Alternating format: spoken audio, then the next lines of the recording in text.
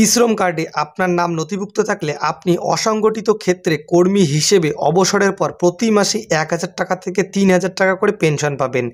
এছাড়াও বিভিন্ন বিমা, আয়ুষ্মান ভারত আরও ধরনের বিভিন্ন সুবিধা পাবেন। তো বন্ধুরা, আজকের এই ভিডিওটিতে আপনাদের জানাবো ই-শ্রম কার্ড সম্পর্কে। ই-শ্রম কার্ড নিয়ে কিন্তু আবারও নতুন আপডেট চলে এলো নতুন বছরে। ই-শ্রম কার্ডে যদি আপনি আবেদন করে থাকেন, পুরো ভিডিওটি শেষ পর্যন্ত দেখুন, কেননা ই-শ্রম কার্ডে ১,০০০ থেকে ৩,০০০ টাকা প্রতি মাসে কিন্তু পেনশন দেওয়া হবে। তো কাদেরকে দেওয়া হবে, আপনি কিভাবে পাবেন, পুরো ভিডিওটি দেখলে তবেই কিন্তু বুঝতে পারবেন। তাই পুরো ভিডিওটি দেখার আগে অবশ্যই আমাদের চ্যানেলটিকে সাবস্ক্রাইব করে বেল আইকনটি অন করে দিন। এতে করে আমাদের চ্যানেলের সমস্ত ভিডিও নোটিফিকেশন কিন্তু আপনি সবার আগে পেয়ে যাবেন।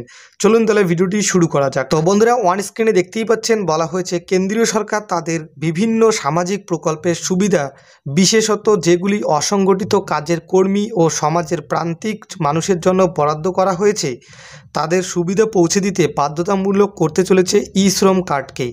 এই কার্ডে আপনার নাম নথিভুক্ত থাকলে তবেই আপনি এই কিন্তু প্রকল্পের সুবিধা পাবেন, এবং এই প্রকল্পের সুবিধা কিন্তু আপনি দেখলে অবাক হয়ে যাবেন। দেখতে পাচ্ছেন, ই-শ্রম কার্ডে আপনার নাম নথিভুক্ত থাকলে আপনি অসংগঠিত ক্ষেত্রে কর্মী হিসেবে অবসরের পর প্রতি মাসে ১,০০০ টাকা থেকে ৩,০০০ টাকা পর্যন্ত কিন্তু পেনশন পাবেন। এছাড়া কিন্তু বিভিন্ন কেন্দ্র সরকারের প্রকল্পগুলো পাবেন, যেমন আয়ুষ্মান ভারত, বিভিন্ন বিমা সহ কিন্তু আপনি বিভিন্ন ধরনের সুবিধা পাবেন। তো কীভাবে আপনি এই সুবিধাটি পাবেন, চলুন সরাসরি দেখে নিচ্ছি। প্রথমেই বলা হয়েছে ই-শ্রম কার্ড কারা নথিভুক্ত করতে পারবেন। ১ নম্বরে বলা হয়েছে অসংগঠিত কাজের ক্ষেত্রে এবং মাসিক আয়কর সীমার নিচে থাকলে তবেই আপনি ই-শ্রম কার্ডে নাম নথিভুক্ত করতে পারবেন।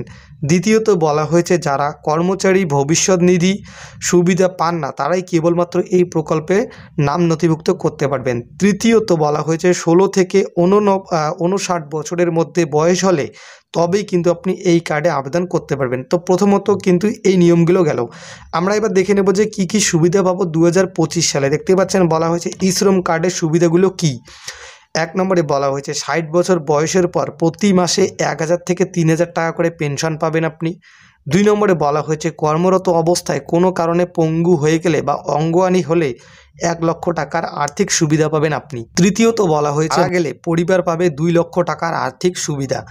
চতুর্থ বলা হয়েছে শ্রমিকের পরিবার ও ছেলেমেয়েদের বিনামূল্যে বই খাতা ও পরিবারের মহিলাদের স্বনির্ভর হওয়ার জন্য বিনামূল্যে সেলাই মেশিন দেওয়ার মতো সাহায্য করে সরকার। এবং পঞ্চম বলা হয়েছে রেশন কার্ডের সঙ্গে ই-শ্রম কার্ড লিঙ্ক করা থাকলে পরিযায়ী শ্রমিকরা ভিন রাজ্যে বসেও রেশন তুলতে পারবেন।